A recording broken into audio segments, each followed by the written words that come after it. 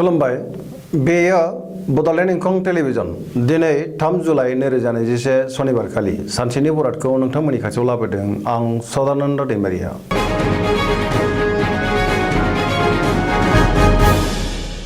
सिगां फरायनो लादों मेष राशि गिबि हांखो अ ल।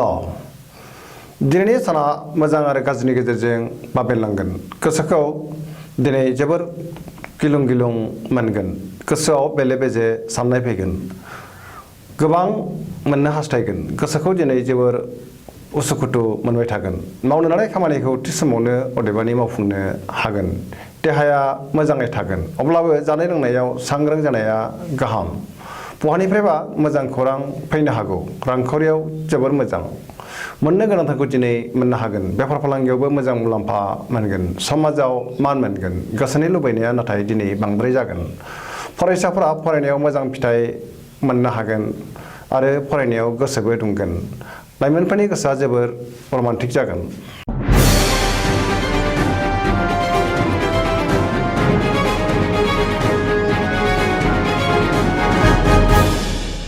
वृष राशि गिबि हांखो इ उ ब। दिनैनि साना बारा मोजां नङा। गोबां खहा जानांनो हागौ। गोसोखौ जोबोर गुलुं गुजुं मोनगोन। गोसोनि साननायफोरा टेबार नांगोन। गोसोआव अब्लाबो बोलो बांगोन। मावनो लानाय खामानिखौ थि समावनो मावफुंनो गोब्राब जागोन। रांखावरियाव बारा मोजां नङा। बेफार फालांगियावबो खहा जानांनो हागौ। बहाबा थाङोब्ला दिनै लामा सामायाव सांग्रां जानाया गाहाम। न'खराव बिसि फिसायनि गेजेराव अनलायनाय फैगोन। देहाया दिनै बारा मोजां थानाय नङा। सेंग्रा सिख्लाफोरा दिनै गोसोखौ जोबोर रमान्टिक मोनगोन। फरायसाफोरा फरायनायाव गोसो दुंखांगोन।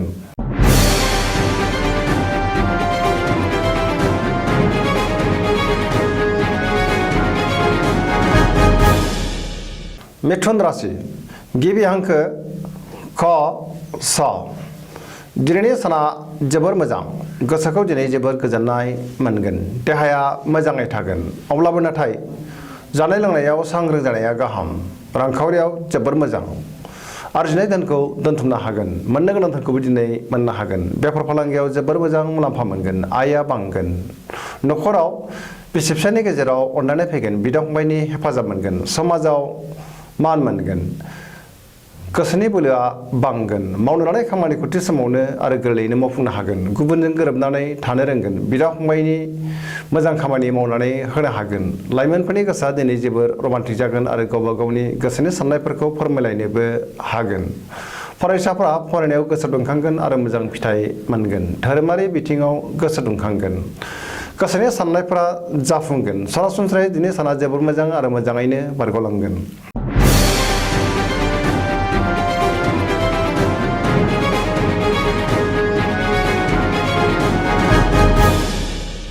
कर्कट राशि गिबि हांखो ड ड ह। दिनैनि साना जोबोर मोजां। गोसोखौ जोबोर गोजोननाय मोनगोन। मावनो लानाय खामानिखौ थि समावनो आरो गोरलैयैनो मावफुंनो हागोन। रांखावरियाव जोबोर मोजां होनजायो। आरजिनाय धोनखौ दोनथुमनो हागोन। बेफार फालांगियाव जोबोर मोजां मुलाम्फा मोनगोन। देहाया दिनै मोजाङै थागोन। अब्लाबो जानाय लोंनायाव सांग्रां जानाया गाहाम। गुबुननि हेफाजाब मोनगोन। गुबुननि गोसोखौ बोनो हागोन। बिसि फिसायनि गेजेराव अनलायनाय फैगोन। बिदा फंबायनि हेफाजाब मोनगोन। समाजाव गोबां मान मोनगोन। गोदान खामानि एबा गोदान प्रजेक्टखौ दिनै जागायजेननो हागोन। गोसोआ दिनै जोबोर रमान्टिक जागोन। गुबुननि गोसोखौ बोनो हानानै दिनै गोसोखौ बांसिन गोजोननाय मोनगोन। बयजोंबो अनसायजागोन।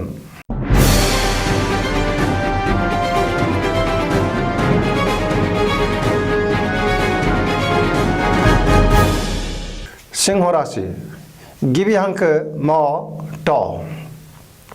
दिनैनि साना जोबोर मोजां। सुथुरखौ फेजेननो हागोन। गोसोआव मोजां साननाय फैगोन। पजिटिभ एनार्जिनि गोहोम गोग्लैगोन। गोसोखौ जोबोर गोजोननाय मोनगोन। मावनो लानाय खामानिखौ थि समावनो आरो गोरलैयैनो मावफुंनो हागोन। सोरबा लोगोनिफ्राय थोजासे हेफाजाब मोनगोन। गुबुननि अननायखौ मोनगोन। रांखावरियाव जोबोर मोजां होनजायो। आरजिनाय धोनखौ दोनथुमनो हागोन। बेफार फालांगियाव जोबोर मोजां मुलाम्फा मोनगोन। गोसोनि साननायखौ गुबुननो फोरमायनो हागोन। न'खराव खुसि आरो गोजोन फैगोन। गावजों गाव गोरोबनो रोंगोन। बहाबा थांनांगौब्ला दिनै जोबोर मोजां आरो मोजाङैनो हान्थिनोबो हागोन। फरायसाफ्रा फरायनायाव गोसो दुंखांगोन आरो मोजां फिथाइ मोननो हागोन। लाइमोनफोरनि गोसोआ जोबोद रमान्टिक जागोन आरो गावबा गावनि गोसोनि साननायखौ फोरमायलायनोबो हागोन। सरासनस्रायै दिनै साना जोबोर मोजां आरो मोजाङैनो बारग'लांगोन।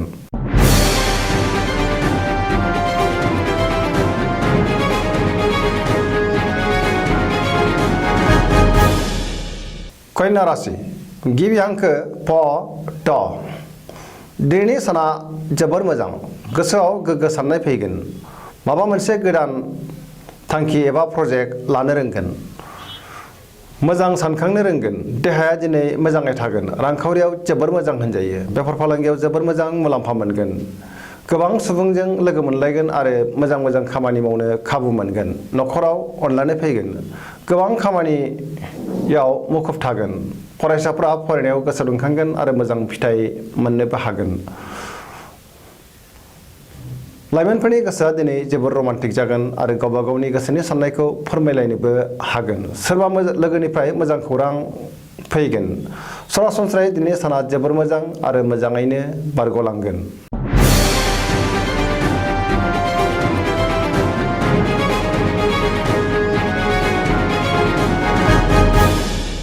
तुला राशि गिबि हांखो र ट दिनैनि साना जोबोर मोजां। गोसोखौ जोबोर गोजोननाय मोनगोन। गोसोनि बोलोआ बांगोन।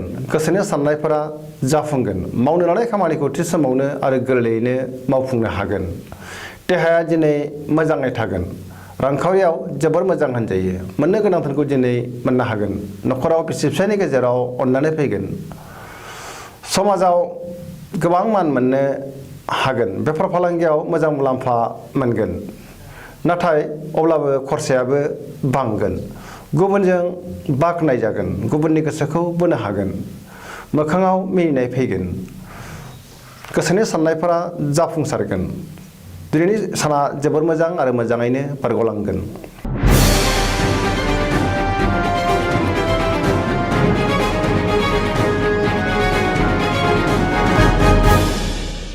वृश्चिक राशि गिबि हांखो न स दिनैनि साना जोबोर मोजां। गोसोखौ जोबोर गोजोननाय मोनगोन। मावनो लानाय खामानिखौ थि समावनो आरो गोरलैयैनो मावफुंनो हागोन। गोसोनि साननायफोरा जाफुंगोन। पजिटिभ एनार्जिनि गोहोम गोग्लैगोन।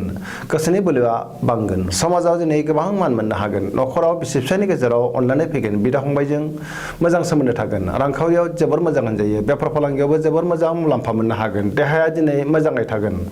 गुबुननि थाखाय मोजां खामानि मावनानै होनो हागोन। सेंग्रा सिख्लाफोरा गोसोखौ जोबोर रमान्टिक मोनगोन आरो गोसोनि साननायखौ फोरमायलायनोबो हागोन। बहानिफ्रायबा मोजां खौरां फैनो हागौ। सरासनस्रायै दिनै साना जोबोर मोजां आरो मोजाङैनो बारग'लांगोन।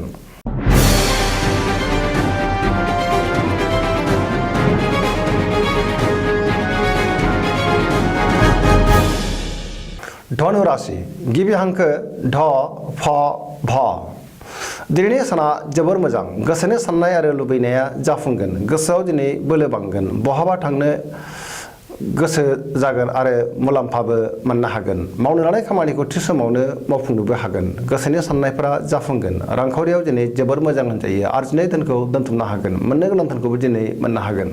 बेफार फालांगियाव जोबोर मोजां मुलाम्फा मोननो हागोन। समाजाव गोबां मान मोनगोन। देहाया दिनै मोजाङै थागोन। अब्लाबो जानाय लोंनायाव सांग्रां जानाया गाहाम। न'खराव अनलायनाय फैगोन। बिमा बिफानि अननाय आरो बोरखौ मोननो हागोन। सेंग्रा सिख्लाफ्रा गावबा गावनि गोसोनि साननायखौ फोरमायलायनो हागोन। बहानिफ्रायबा मोजां खौरां फैगोन। फरायसाफ्रा फरायनायाव गोसो दुंखांगोन आरो मोजां फिथाइ मोननोबो हागोन। गुबुननि हेफाजाब मोननो हागोन। सरासनस्रायै दिनै साना जोबोर मोजां आरो मोजाङैनो बारग'लांगोन।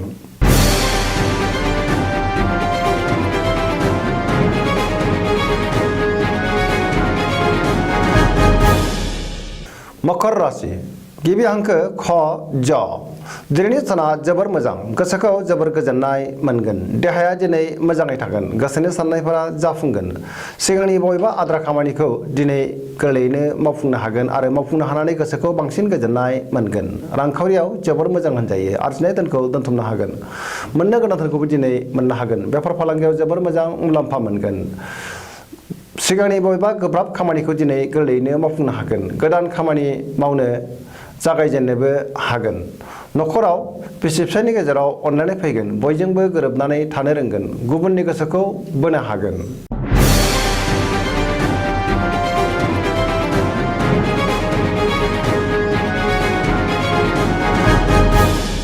कुम्भ राशि गिबि हांखो ग स स दिनैनि साना जोबोर मोजां गोसोखौ दिनै जोबोर गोजोननाय मोनगोन गोसोआव पजिटिभ एनार्जिनि गोहोम गोग्लैगोन मावनो लानाय खामानिखौ थि समावनो आरो गोरलैयैनो मावफुंनो हागोन रांखावरियाव जोबोर मोजां होनजायो आयआ बांगोन अदेबानि खरसायाबो बांगोन बेफार फालांगियाव मोजां मुलाम्फा मोनगोन देहाया दिनै मोजाङै थागोन अब्लाबो जानाय लोंनायाव सांग्रां जानाया गाहाम नखराव बिसि फिसायनि गेजेराव अननानै फैगोन बिदा फंबायनि हेफाजाब मोनगोन गोदान खामानि एबा प्रजेक्टखौ दिनै जागायजेननो हागोन गुबुननि सुबुरुन लायोब्ला साबसिन जागोन ससियेल मिडियायाव जेबो कमेन्ट होआब्ला मोजां नङाब्ला गोरोन्थि जाफ्लांनोबो हागौ फरायसाफ्रा फरायनायाव गोसो दुंखांगोन आरो मोजां फिथाइ मोनगोन लाइमोनफोरनि गोसोआ दिनै जोबोर रमान्टिक जागोन आरो गावबा गावनि गोसोनि साननायफोरखौबो फोरमायलायनो हागोन गोसोनि साननायफोरा जाफुंगोन सरासनस्रायै दिनै जोबोर मोजां आरो मोजाङैनो बारग'लांगोन